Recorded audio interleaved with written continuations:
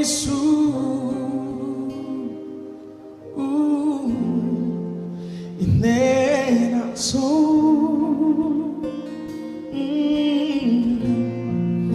katham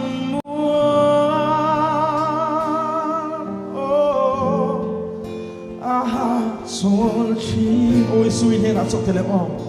hallelujah ôi su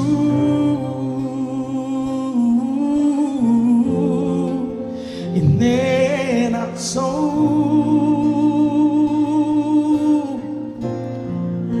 katham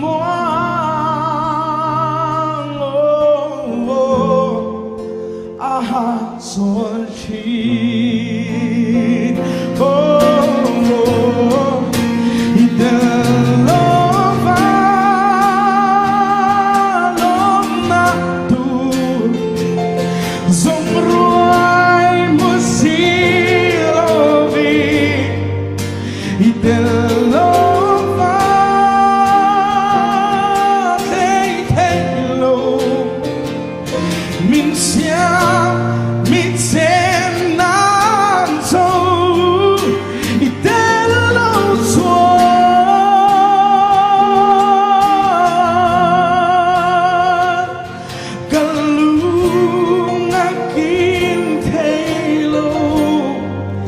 senang nen xoa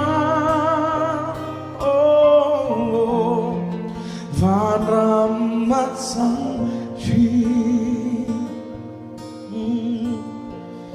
Idelova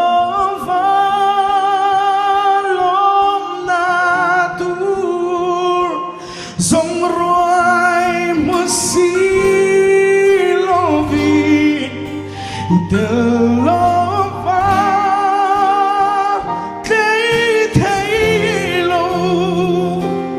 min siam min sen nam so itelo lo so